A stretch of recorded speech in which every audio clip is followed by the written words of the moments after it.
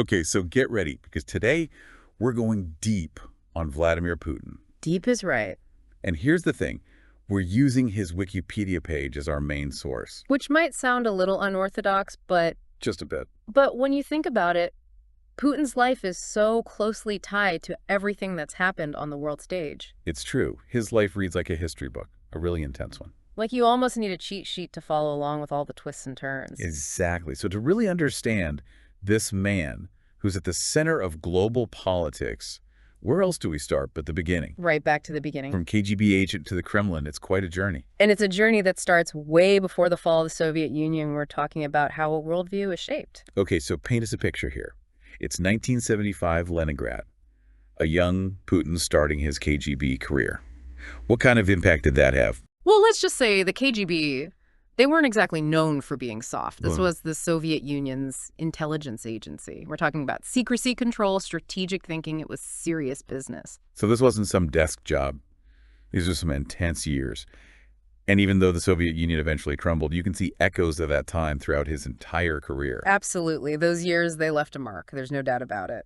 So how does this former KGB agent step onto the world stage? Because let's face it, the late 90s in Russia, that was a wild time. It was chaos, pure and simple. The economy was a mess. There were those terrifying apartment bombings, and Boris Yeltsin was barely holding on to power. And that chaos, that was Putin's moment. He was practically unknown back then, but he had this air of strength, this decisiveness that Yeltsin just didn't have anymore. So he saw an opportunity, and he went for it. But it wasn't just luck, was it? No way. His Yeah. KGB past gave him these connections, this inside knowledge that nobody else had. Especially in those shadowy times, he knew how to play the game, and he played it well. You mentioned those apartment bombings. Any insights from our research about how they connect to Putin's rise to power? Well, it's one of those historical mysteries that people still debate. It's murky. Definitely. But those bombings, they created this atmosphere of fear. People were desperate for someone to bring back order, someone who could promise them security. And Putin, he was the one who stepped in and said, I can do that. And he did more than just keep things running. He starts reshaping the entire system, building what some have called a managed democracy. A managed democracy. What does that even mean for the average person living in Russia? Okay, imagine a big stage production. On the surface, it looks like a real democracy. Elections, political parties, debates, the whole shebang. But behind the curtain... There's someone else pulling the strings. Exactly. Someone's directing the whole show, controlling every last detail. So Putin's the director, the stage manager, maybe even selling tickets at the door? He wants to control it all.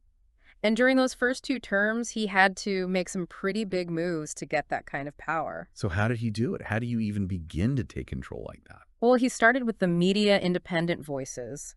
Not on his watch. He brought them to heel.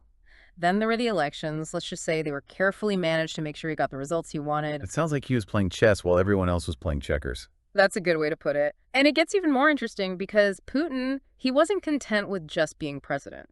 This is where those Rokirovka years come in, right? Yeah, I'll admit I had to look that one up. It's a pretty wild story. It's like something out of House of Cards.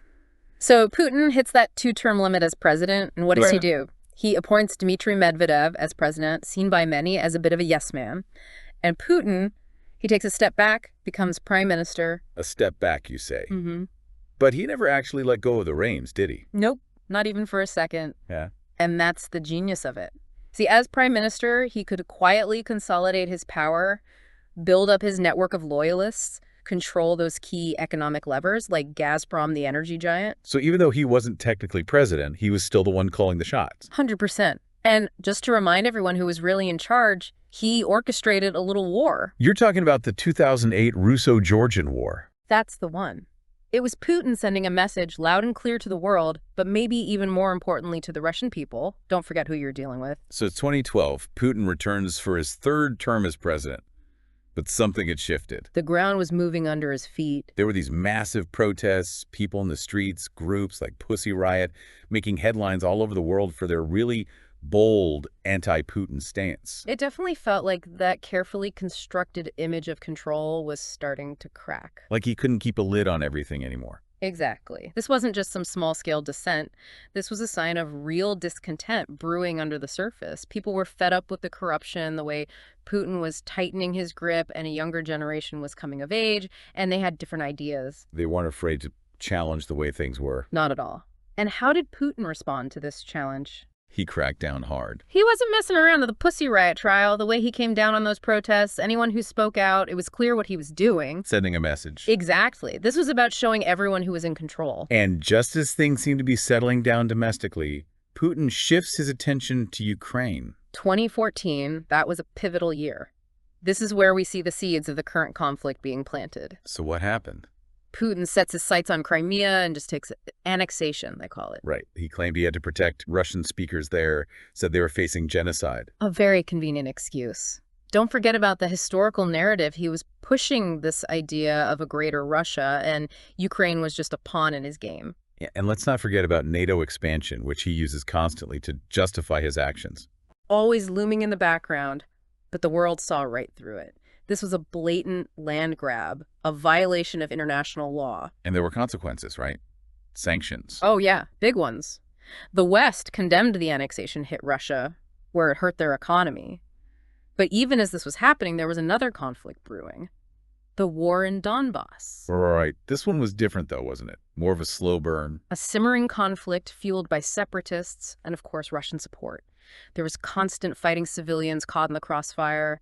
It was a tragedy, and it was a preview of what was to come. A testing ground, you could say. Precisely, Russia could exert its influence without a full-scale war, at least for a while. But back home, Putin's playing the long game. Always. He pushes through those constitutional amendments in 2020, essentially ensuring he can stay in power for as long as he wants. Yeah. Until 2036, if you can believe it, it was a power move that would make a Roman emperor blush. The way he framed it, too. It was all about stability continuity for Russia. But come on, we all knew what was really going on. This was about Putin and his grip on power, plain and simple. He had spent years building this system, a system designed to keep him at the top, no matter the cost. And by 2022, he was ready to test it on the world stage. And then it happened, just like that Russian tanks rolling into Ukraine. February 2022, a date that will live in infamy. The world was in shock. I mean, did anyone really think he would actually go through with it? It was the moment we'd all been dreading, those years of Putin building up his power. They led to this. To a full-blown invasion. He called it a special military operation. I mean, what did he even say he was hoping to accomplish? What were his justifications this time? Same song and dance. Protecting Russian speakers in the Donbass, he threw around words like genocide. Right. He dusted off that whole historical Russia narrative, claiming Ukraine was illegitimate. And of course, we can't forget about NATO.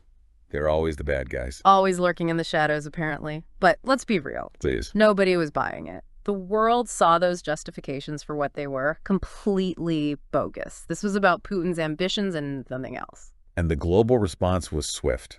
Everyone condemned the invasion, even some of Russia's allies. And the sanctions this time, they weren't messing around. This was about hitting Russia's economy right in the heart, making them feel the pain. But here we are years later. The invasion had stalled, bogged down, and Putin, while he's still in power, he even managed to secure a fifth term as president in 2024. How does he do it? It's like he's playing by a different set of rules. He controls the narrative within Russia, and anyone who questions him, they disappear. It's chilling. So where do we go from here? What's next for a man who seems willing to do whatever it takes to stay in charge? That's the question that keeps me up at night. He's unpredictable, a master strategist, but also capable of making rash decisions. And the world is holding its breath, wondering what he'll do next. It's a scary thought to think that Putin's story is far from over. We can only hope that whatever comes next doesn't lead to even more suffering. Well said. It's been a wild ride going from that young KGB agent to the man who holds the fate of the world in his hands. It's a story full of ambition, power, and the true cost of both. And as we look to the future, one thing is clear understanding Vladimir Putin that's more important than ever. Absolutely. Because the choices he makes, they affect us all. Well, that's all the time we have for today's deep dive. Yeah. But it's definitely given us a lot to think about. Until next time.